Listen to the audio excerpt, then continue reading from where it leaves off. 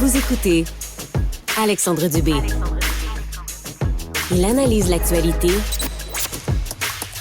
Il sépare les faits des rumeurs. Il n'a qu'une seule parole, celle que vous entendez.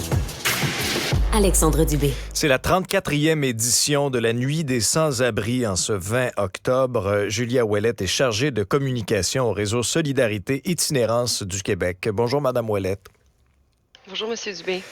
L'impression que dans un contexte où on a eu un portrait de l'itinérance un peu plus précis au cours des dernières semaines, alors que 10 000 personnes au Québec, selon le plus récent recensement, mais j'ai l'impression, si je me fie à ce que j'entends là, dans les organismes, la situation est encore pire aujourd'hui, que l'événement de cette année prend encore une signification, une place encore plus importante. Oui, et j'ajouterais la convergence de plusieurs choses, notamment la crise du logement, l'inflation, le manque d'investissement en prévention, la difficulté d'accéder aux services de santé. Donc, clairement, le constat que vous faites est très bon. C'est la 34e édition, mais pour ceux et celles peut-être qui sont peut-être un peu moins familiers avec cette initiative, là, racontez-nous là, ce qui va se passer. Oui, dans le fond, ça se passe dans environ 60 villes et villages partout au Québec. Ça se veut vraiment une vigile de solidarité là, pour les personnes en situation d'itinérance. Ça prend plusieurs formes selon où on se trouve, mais sur les programmations, on peut trouver spectacles, on peut avoir peut-être des dons de nourriture, de vêtements, des témoignages. Ce qui est bien, c'est qu'on crée quelque chose de festif, de rassembleur autour d'un phénomène qui est assez triste. Oui, non, c'est clair. Avez-vous l'impression que la rue est plus dure que jamais?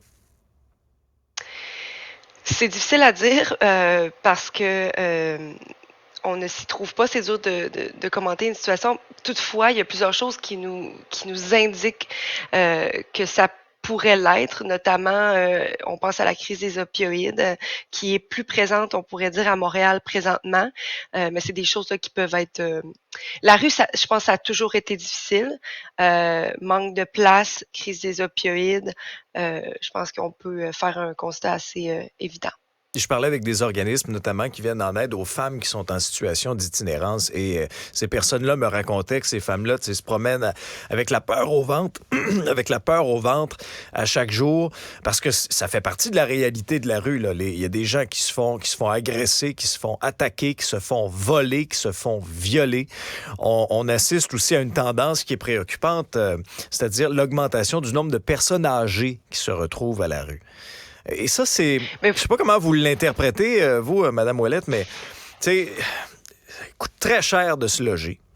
Il y a des rénovictions. Et là, il y a des personnes âgées qui ont jamais côtoyé la rue, là, et qui se retrouvent en situation d'itinérance. Ben écoutez, la rue, c'est le microcosme d'une société. On le sait, les populations marginalisées, les femmes, ça en fait partie, les aînés, ça en fait partie. Donc, à la rue, on retrouve les mêmes phénomènes. Vous l'avez dit, les femmes sont à risque à la rue parce que plusieurs raisons, niveau physique, difficulté plus que les hommes à se défendre, plus vulnérables, etc., etc. On les voit aussi dans une itinérance qui est plus cachées, dans le sens où elles vont passer de maison en maison, de personnes avec qui elles ne voudraient pas nécessairement demeurer, mais qu'elles font le choix de rester parce que vous l'avez nommé également la crise du logement.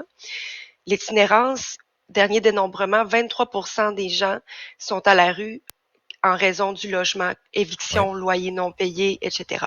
C'est la raison numéro un. C'est la raison numéro un. Lorsqu'on posait la question, c'est la raison numéro un. Exactement. Donc, vous nommez les aînés, c'est certain qu'ils sont touchés dans ce 23%.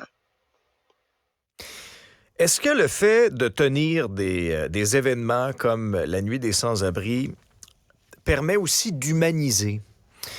Il faut pas oublier que ce sont des êtres humains, puis des êtres humains qui souffrent. Là. Nous, on est dans un des quartiers chauds à Montréal, là, près de Berry-UQAM. On en voit à tous les jours là, des gens désorganisés, des gens qui, par exemple, sont intoxiqués, alcool, drogue.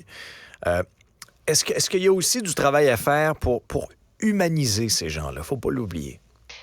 Bien, certainement. Puis votre question est bonne. Puis je pose une autre question. Où sont les espaces où on peut être en contact avec ces gens-là dans un contexte qui est sécuritaire, qui est encadrant, qui permet la discussion, où sont Pas ces ici, en tout cas, je vous espaces? confirme.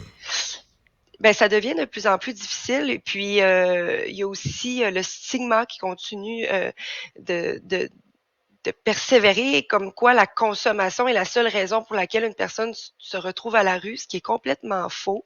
Donc, profitons de ces moments-là pour discuter, être en contact, s'informer, puis peut-être aussi réduire une certaine peur qui peut être créée aussi par euh,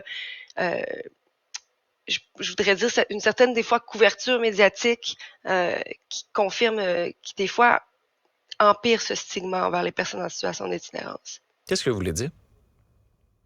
On voit beaucoup dans les médias la question de la cohabitation sociale. On voit des histoires d'horreur. On voit très peu des histoires où on voit tous les efforts qui sont effectués par les groupes communautaires. On voit aussi peu, c'est très bien aujourd'hui qu'on ait d'espace pour parler de la nuit des sans-abri, mais c'est très rare qu'on ait ce type de moment pour parler d'un espace où on peut en parler puis on peut être en contact avec ces gens-là. Est-ce que vous sentez le gouvernement Legault et le ministre responsable, Lionel Carman, sensibles à cette réalité-là? On les sent sensibles, notamment par rapport aux 20 millions qui a été accordé en septembre dernier. Toutefois, je pose une question, où sont les autres ministères? N'est-ce pas un effort collectif que nous devons poser ensemble? Où est le ministère de l'Éducation, de la Justice, de l'Emploi et de la Solidarité sociale, de l'Habitation? On a eu un sommet des municipalités sur l'itinérance le 15 septembre dernier. Je vous confirme que les autres ministères étaient absents. Merci beaucoup, Mme Ouellette. Merci beaucoup. Au revoir.